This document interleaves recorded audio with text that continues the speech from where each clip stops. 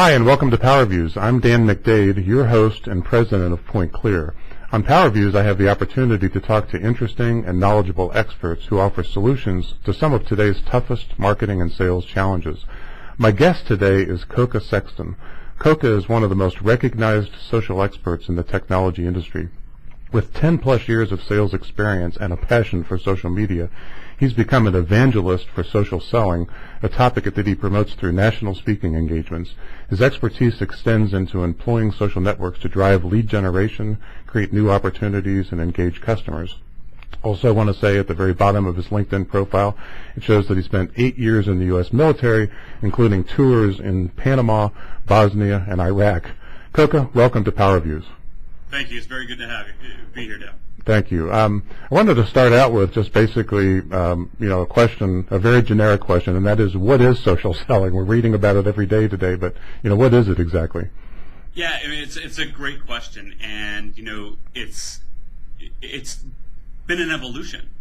I mean, when I really started doing this, when I was in sales, it didn't really have a name. I just was using social networks. It wasn't until about maybe 2.5 years ago where the idea of leveraging social media as a sales team, as sales teams, and not just as individuals, really started to take root. Which is why I started the educational portion called Social Selling University, and what brought me to LinkedIn. So social selling is really just leveraging social media the way that marketers have been using social media for years. But using it as a salesperson to kind of differentiate yourself, but even more, that's where your buyers are spending their time now. So learning how to leverage those networks and doing it the right way to build your pipeline, because we know that works, and to stay engaged with your customers and your prospects. So that's really what social selling is in a nutshell, it's leveraging technology, leveraging social media in a way that allows you to connect with buyers and build your pipeline. Yeah. Well, in fact, we have about 50 people here, and they're using LinkedIn all day, every day. And we have what's called a LinkedIn lunch today, and that's for people who use LinkedIn to help spread the word about PointClear. Nice. They get a chance to sit down with me for an hour and have lunch and just talk about things that are of interest to them. And today it happens to be, what are we doing in social media? So we're going to talk about the future in just a minute, but how do you feel social selling is actually impacting in sales and marketing so far in 2013? Well, I think it's beginning to have a big impact. In fact, I would say it was no more than only 6 months ago where companies, like bigger companies, were beginning to actually take root in this. I think that when I had initially started off with social selling and being that evangelist and kind of bringing this to masses, you had mentioned earlier that you had seen me speak at a conference. I mean, it's something that I find I have a lot of passion about. There was no data behind it. In many ways, I knew it from a very personal level because I knew it worked when I was in sales, and there were some salespeople that I knew that were very good at it. I think that the idea that it's now becoming more mainstream. And so the impact is now that we're able to have the data. We actually have customers and we have individuals that are coming out and saying, I made 80% of my revenue from leveraging LinkedIn. That just came out like a couple weeks ago by this company. Barbara Giamanco, who I'm sure you know, and sure. Jill Conrath, how do you not know her? Yeah, exactly. And they're going out and publishing these studies that they're doing with their customers and with other users, and finding that there's legitimate ROI in doing this. So as a lot of sales managers, they used to always be afraid of, I don't want my people on social media all day, even though if you were in sales and you weren't using LinkedIn, I'd ask you to get your head checked, right? Absolutely. But sales managers didn't want to condone it, so to speak. They didn't want to actually put initiatives behind it. Yeah. So I think that's the biggest impact that we're finding now this year, is that companies want their salespeople on LinkedIn. They want to be training their sales people, either inside or field sales, how to leverage these networks more effectively. And I think that's the biggest thing that's happening this year. It's an exciting time. If you think back to, when you were in sales and you started to use social media, can you give the audience a sense of sort of your evolution into that? Yeah. So, I was really just I'm a geek by nature. So anytime something new came out, I always wanted to be a part of that. And I didn't have a ton of money. I was, just out of my first few years in sales, so I wasn't making a ton of dough. And so I looked for free tools. And, obviously LinkedIn popped up. I was an early adopter, so to speak, within Twitter. And, I used LinkedIn the way that most people still in some ways think of it, or, used to think of it. The legacy was, it was your online resume. You built your profile, you set it up so that, if you're ever looking for a job, that you could point people to something that had, like, your resume. But there was so much more functionality already. And so I learned how to leverage that functionality. And then with Twitter, it was really just connecting with certain people.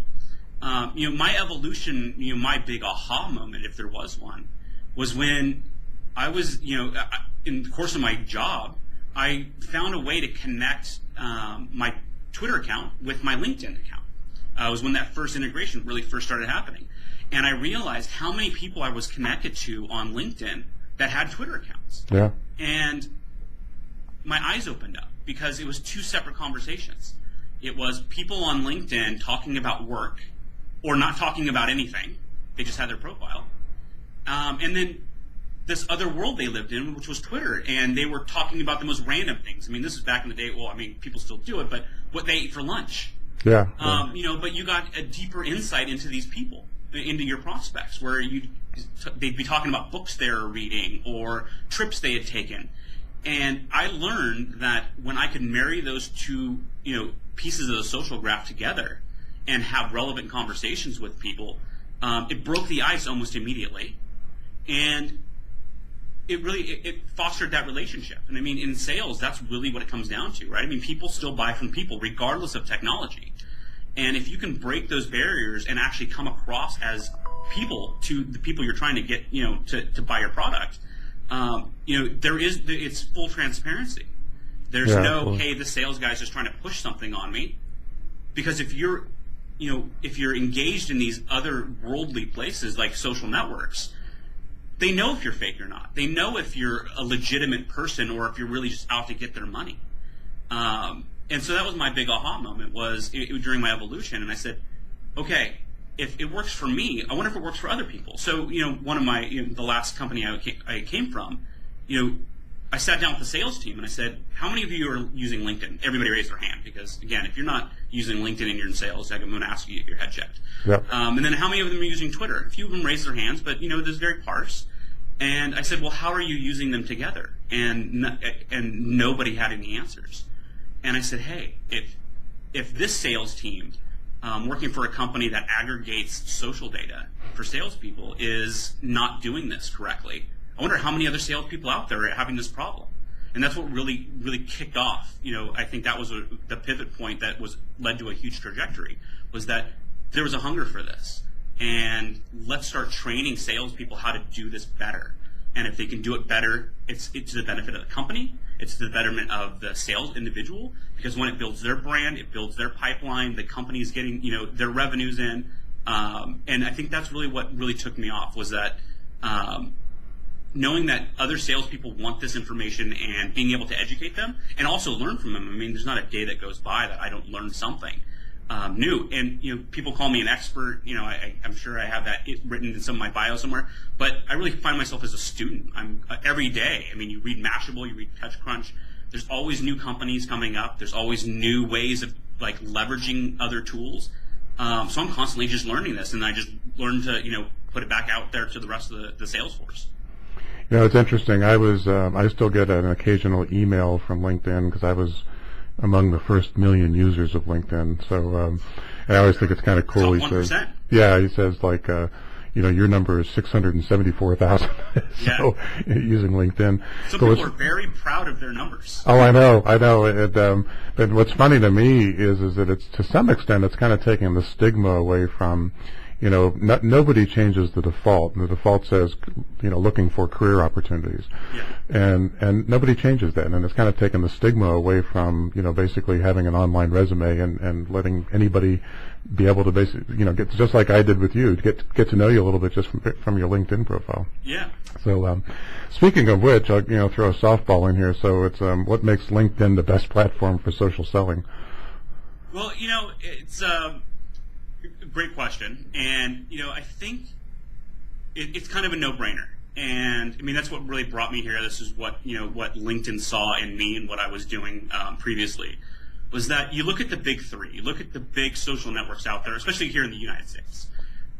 You got Facebook, you have Twitter, and you have LinkedIn. Facebook is really just, it's for your friends. It's for your family. It's very personal connections. There's some people that I might be connected with on Facebook that aren't family or friends, but it's because I've gotten to know them, or I want to know them, and I feel comfortable with that relationship. But it's not a business platform. You can generate leads from it. It works in both B2B and B2C from a marketing level. But I don't see salespeople. I don't see people in general just connecting with the world on Facebook. It just doesn't happen. It's a very closed network, and it's meant that way. Then you got Twitter, which is really, it's that broadcast mechanism. The one thing that I love the most about Twitter is that I can have conversations with Kanye West to the Giant Stadium. I can talk to Carl the Fog. The Fog in San Francisco actually has its own Twitter profile. Twitter's a great communication channel.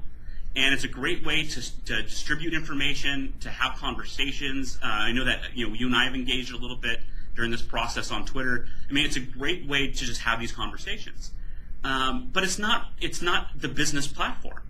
And that really leaves LinkedIn. And LinkedIn, coming from its roots, was all about building the professional brand, building professional connections. And when you think about how to leverage what social selling really is, it's a combination of all of these. But when you think of the one platform that's really going to make that impact, it's LinkedIn. LinkedIn is where people are going in to have conversations about business. They're talking about their pain points. They're talking about things that they're doing that are working or not working. It's where connections are being made from people that work within your industry or even outside your industry. So when I think about why LinkedIn is the best platform for social selling, it's because this is where the professional network is happening. This is the context that LinkedIn lives in. Again, anybody who's not on LinkedIn, I think you need to look and do a different career. Really start setting up your profile. Yeah, exactly. We have something on the order of 1,200 sales reps that we've sent leads to over the years, and our COO came up with the idea of using LinkedIn to determine which ones of those were still in sales and which of those individuals had taken a management position in sales, and then doing a marketing campaign against that, which I thought was a great idea. And how many of them had actually made the transition? There's about 400 that are still basically in sales and are in a position of some level of responsibility that would be of interest to us. So it's and that's another thing that I really love about LinkedIn is that when I started in LinkedIn, I can't remember. I think I was working in channel sales. I was working with companies like CDW and PC Mall, the big catalog houses. And I started connecting with some of those reps. And, what I was going to say is that, what I love the most is that because I've had those connections for 10 plus years, I've seen them grow. And the ones who really understood the platforms and understood how to leverage the technology, they're in management roles now. Yeah. And I would say that, besides the fact that they're great at their jobs, being able to build these networks and build their brand, it's definitely one of those things that helps catapult them. Yeah. Just the last question to wrap up, as you look at, I know these are always tough questions, but as you look at 2014 and 15 and beyond, even in relationship to social selling specifically, but even just marketing and sales generally, what do you see? How do you feel like things are going to change? What do you see in the future right now? Well, I think we're still going through an evolution, and I think that we're finally at that tipping point where, like, as I said earlier, we're finding bigger companies like the enterprise adopting this as initiatives within the organization. I think that buyers have fundamentally changed, and that change has been taking place for a number of years. And we've been talking about that in many different venues. The stats range all over the place from 60 to 80% of the buyer is doing all of their research before they actually want to talk to a salesperson.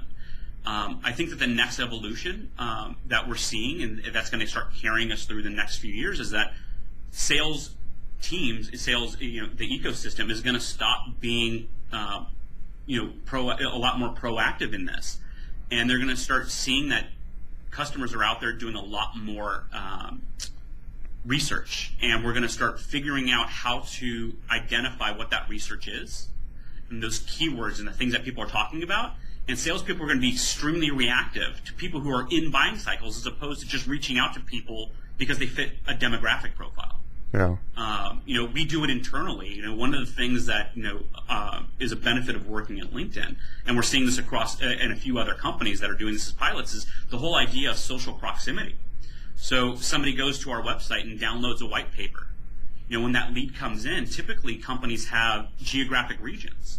They have a sales rep that manages the Northeast and the Southwest and everywhere else. And what we're finding now is that those salespeople are still having struggles, even though the person has raised their hand and said, I'm interested in whatever you're saying.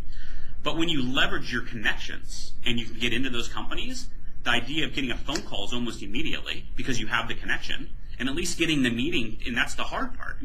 At the end of the day, if you're not offering enough value, no customer's going to buy from you, but it gives you the opportunity to provide that value. The whole idea of social proximity, when a lead comes in, saying, who in my company has the most connections into this company? Mm-hmm.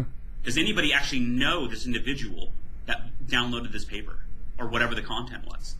And handing the lead to them and saying, this is your baby, you run with it. Yeah. And companies are getting better and faster at doing this. The hard part right now is that it's very manual, but it's becoming more automated. And when that becomes automated, you start realizing that your meetings getting set are doubling or tripling because you're leveraging the connections. Pipeline is growing much faster than you had expected. It's all around just a win-win for everybody. And I think that's where we're going to go in the next few years, is leveraging social proximity. And again, why is LinkedIn the best tool for this? We have that information. So when a lead comes in, you pull them up on LinkedIn and say, who's got the connections? We know. And there's a cool connectivity to Salesforce.com, which gives you visibility into the person's network that you're targeting. Yeah. So yeah. And our CRM integration, that's getting stronger every year. Yeah. And I think because most salespeople they have 3 tabs open. They have a general browser window open. They have LinkedIn, a tab, yeah. and they have a tab of their CRM. And the ones that learn how to bounce around that really quickly, or can go right into their CRM and see the LinkedIn information around it when they pull up a contact and say, hey, this is how I know this person, this is where they're working, this is their background, and being able to make that quick, relevant phone call is what's making all the difference. Yeah, absolutely. Koka, how can folks get a hold of you if they have a follow-up question or just want to reach out and talk to you? Obviously, connect with me on LinkedIn. Yeah. I'm an open networker. Just, one of the things, and this is just best practice for everybody who's watching, is when you send your connection request, just type in there, hey, heard you on the PowerViews interview, or something along those lines.